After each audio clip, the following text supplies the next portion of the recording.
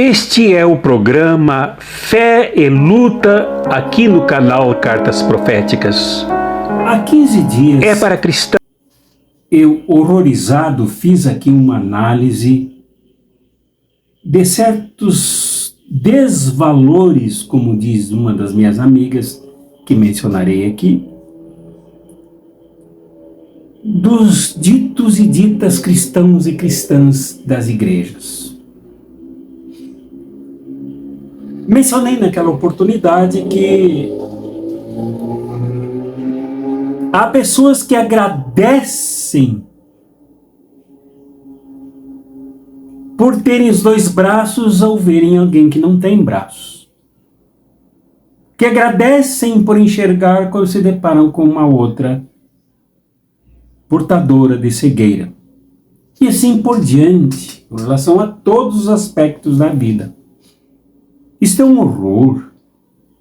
Isto não é gratidão. Isto não é fé. E para quem é cristão e é cristã, eu diria que isso não é cristianismo. Mas a minha análise ensejou dois comentários a partir dos quais eu quero trabalhar aqui hoje com vocês. Um é da minha amiga professora Renata Beiro, que disse que neste mundo não há solidariedade. Imagino que ela tenha se contextualizado e se referido a este mundo dito cristão, em que as pessoas, sem solidariedade, agradecem por não sofrerem mazelas e limitações. E me basearei também bastante no comentário da minha sempre fiel amiga, presente diuturnamente quando ela pode, aqui em nosso canal, e quando sente vontade de fazer comentários que sempre iluminam as nossas reflexões. Trata-se da psicóloga Conceição Azevedo, de Fortaleza, no Ceará. Uma mulher combativa, uma mulher militante, uma psicóloga que, além de ser alguém envolvida com a ciência da psicologia, se envolve com as ciências sociais, com as ciências políticas. Ela tem a minha admiração. Ela comentou, pouco abaixo, antes da professora Renata, que os meus comentários ensejam que se perceba, comentários e reflexões, que se perceba que a maioria das pessoas vive em torno de falsos valores. Bimba, acertou no ponto. Falsos valores, como por exemplo da gratidão por não viverem as desgraças e tragédias das outras pessoas. Isso é um desvalor, não é valor. A palavra valor, em filosofia, em teologia, no direito, enfim, nas ciências humanas, vem da palavra axi no grego, que quer dizer força, quer dizer energia. Tanto que há um capítulo na filosofia chamado Teoria dos Valores, em que examina e fundamenta as relações éticas das pessoas na sociedade, nas pessoas umas com as outras.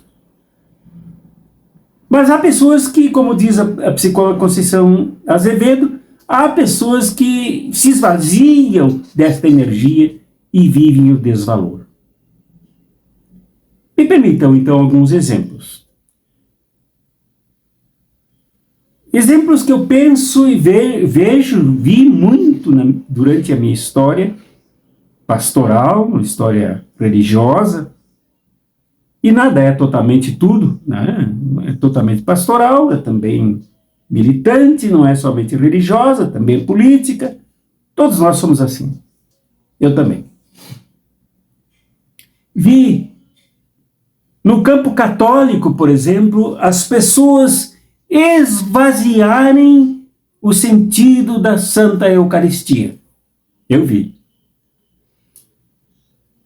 A Santa Eucaristia, que conforme o relato dos evangelhos, é a instituição feita, criada pelo próprio Cristo, pelo próprio Jesus, que diz: isto é o meu corpo.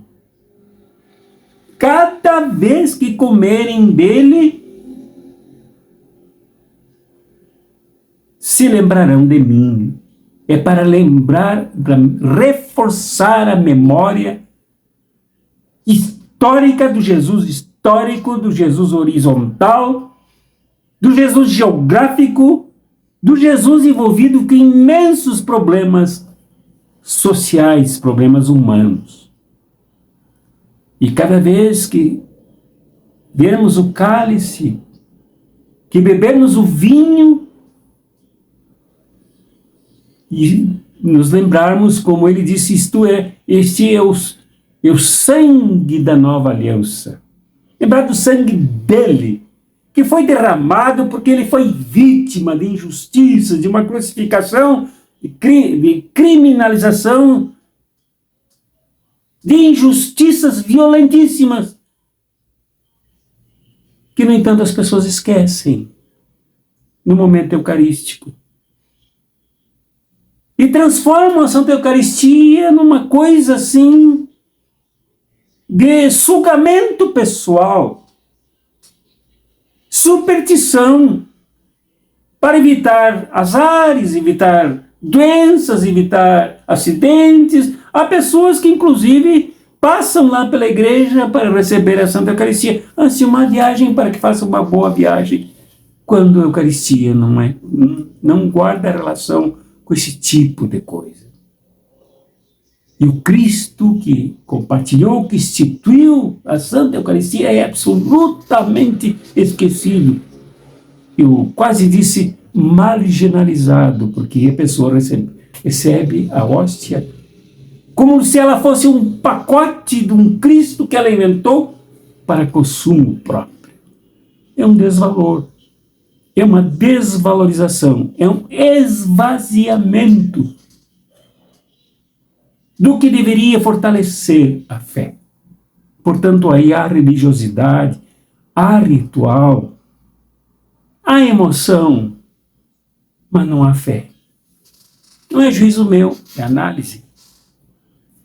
No campo dito evangélico, e aí uma diversidade imensa, protestantes, dos mais tradicionais aos pentecostais, aos neopentecostais, às igrejas eletrônicas, às igrejas de internet, às igrejas de TV, etc. Então aí o Jesus histórico, horizontalizado, completamente imerso no meio do povo, é completamente abandonado,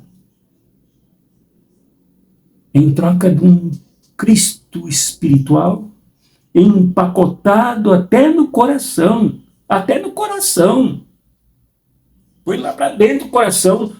Não sei como é que não consegue um problema cardíaco profundo, mas enche o coração de Jesus. E abandonam o compromisso que ele alinhou para aqueles que só teriam validade se seus discípulos e suas discípulas.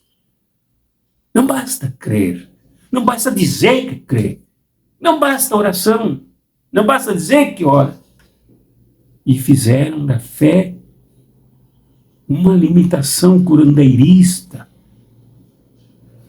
uma limitação agitada, com louvores e gritos e músicas de fundo para emocionar, para impressionar, mas sem o Cristo horizontal, histórico, geográfico, temporal, comprometido, até as raízes do seu ser,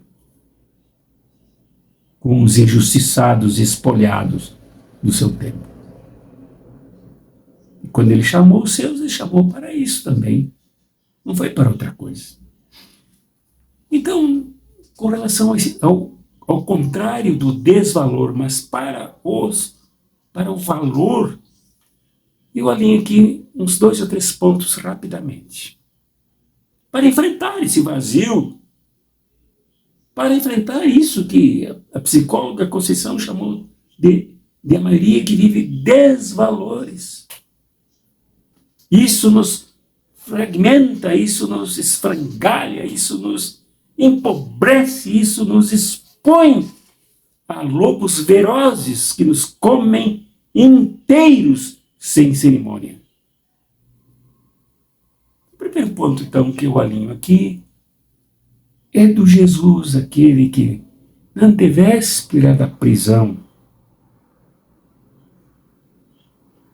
a prisão como se fosse um marginal, a prisão como se fosse um investigado, um condenado, a prisão num jardim que simbolizava outra coisa, do Getsemane.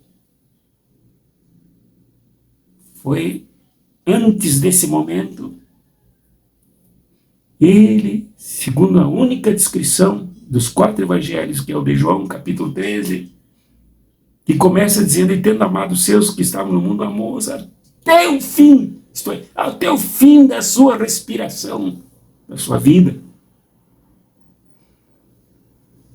Na hora mais crucial, ele se debruçou aos pés dos seus discípulos a lavar-lhes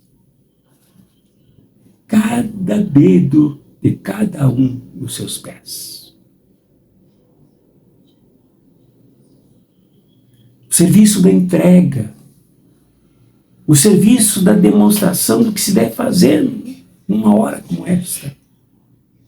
Depois que tudo terminou, ele perguntou, vocês entenderam o que eu fiz? Se vocês entenderam, façam uns com os outros.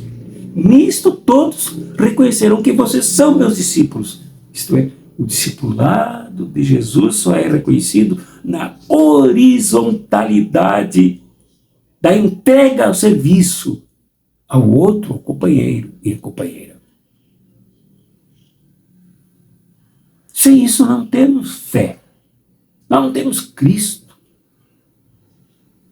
Nós temos religião. Nós temos expressões eloquentes e fortes de espiritualidade, mas não temos fé.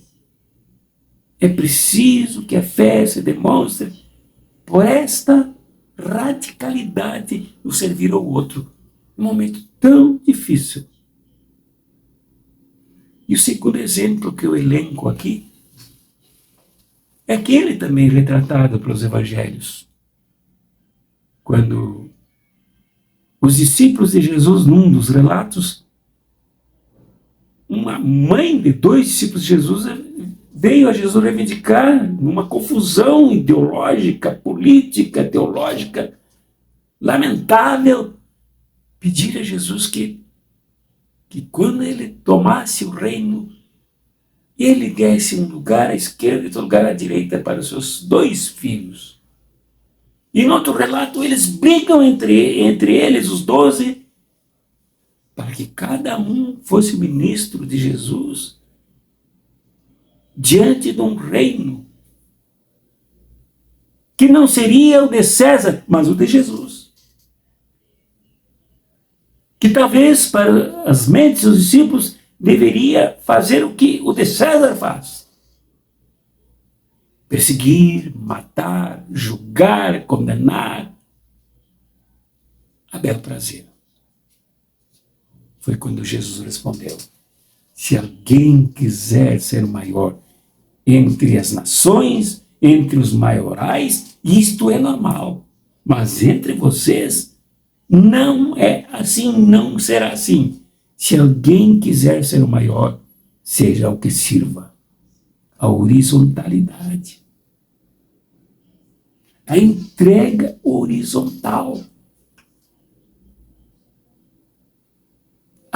entrega lado a lado. Não fazer com muitas pessoas que quando vem o clamor do outro, dizem: eu vou orar por ti, mas não faz nada pelo outro. É bom, eu tenho recebido muitas demonstrações de orações, pessoas que têm orado por mim, rezado por mim. É muito bom isso, gostoso. Nesse momento de fragilidade da minha saúde, eu ouço isto. Mas aqui Jesus pede muito mais. Se alguém quiser ser maior, seja o que sirva. E no outro relato ele diz: se alguém quiser ser o maior, seja o último. E não aquele puxa-saco de medalhões, aquele dos primeiros lugares, mas aquele que se situa lá no último, onde estão os últimos, como fez São Francisco de Assis, quando se deu conta de que no templo de propriedade da sua família, do seu pai, os pobres eram jogados lá atrás, os ricos ficaram nos primeiros bancos à frente do padre, frente ao altar, à frente do crucifixo.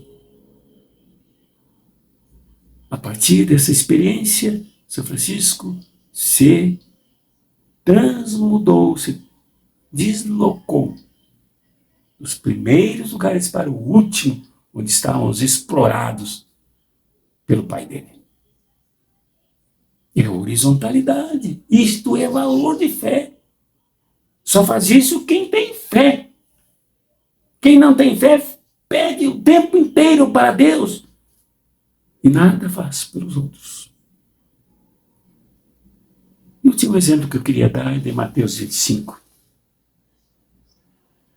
chamado julgamento final, que na verdade é a ética para os tempos presentes, que vem da indicação do final, da teleologia, do ponto final onde devemos chegar todos, como história da humanidade. Ele divide o mundo em dois. Ele diz: quantas vezes estive com fome e não me deste de comer, nu e não me vestiste, com sede e não me deste de beber, doente e não me visitastes, preso e não me fostes ver. Agora afastai-vos de mim, malditos de meu Pai. Muitas dessas pessoas, uma lista dessas, muitas pessoas oram, comungam, celebram, mas não têm compromisso com aqueles que passam fome, nudez, prisões, principalmente prisões injustas, sede, abandono, perseguições, nada fazem pelos outros. Não horizontalizam o Jesus horizontal. Não horizontalizam suas vidas calibradas pelo Jesus horizontal. Mas o texto tem uma segunda parte.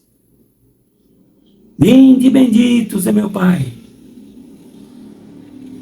vós que, quando me vistes com fome, me deste o que comer, me deste o que comer. Quando me vistes com sede, me deste o que beber. Quando me vistes preso, me fostes visitar. Quando me vistes doente, me foste ver. E eles perguntaram: mas quando te vimos, Senhor? Cada vez que fizeste por um desses pequeninos, foi por mim que fizeste. Entrai no gozo eterno do Pai. A fé horizontal busca mudanças. A fé no Jesus horizontal não permite a normalização da fome, da prisão, da sede. Enfim, toda esta relação negativa que destrói as pessoas. A fé no Cristo horizontal nos leva a nos horizontalizarmos numa luta permanente pela mudança deste mundo. Aí sim, deveria e haveria o comentário da minha amiga professora Renata Beiro. Neste mundo aí, sim, eu vejo solidariedade. Uma vez, li isto num dos livros de Alexander Neil, da escola de Summerhill, na Inglaterra. Ele se deparou, uma escola que libertava as crianças do medo, do abandono, do autoabandono, do ódio. Ele viu um pregador sobre um caixote no centro de Londres. Ele se aproximou do pregador e disse: isso tudo que tu falas aí, mas só falas, nós fazemos na prática sem falar. É disso que o mundo precisa. De gente que haja, de gente que lute, de gente que demonstre a autenticidade do valor da sua fé, lutando para mudar esse mundo. E quanta mudança este mundo precisa. Eu assisti boa parte da transmissão feita aqui pelo YouTube da CPI do dia 8, dos golpistas, dos terroristas, dia 8 de janeiro de 2023 agora, com o grosseiro, estúpido general Augusto Heleno. E vi ali 2 ou 3 pessoas da Câmara falando em Deus, mas proclamando o fascismo, proclamando os desvalores da direita, acentuando a desordem da injustiça econômica, caluniando pessoas. Então, a gente que fala em Deus, durante o governo Jair Bolsonaro, nunca se falou tanto em Deus quanto durante o governo dele. E nunca um presidente da República falou tanto em Deus quanto Jair Bolsonaro. Mas no que deu? Em mais de 500 mil pessoas que morreram na pandemia, sem solidariedade, sem política de apoio à saúde, sem cidadania, sufocadas, desesperadas, sem respiração. Que adianta? Que adianta falar em Deus? Durante o nazismo, Hitler falava em Deus, e muito. Tinha relações com pastores, com padres, com bispos, com cardeais. E o que ele fez? Matou mais de 20 milhões de pessoas. Que adianta? Não é falar em Deus toda hora, não é dizer Senhor, Senhor, Senhor, que entrareis no reino de Deus. É preciso valor. É preciso axiologia. É preciso a fé que leva à luta e que transforma. Abraços proféticos e revolucionários.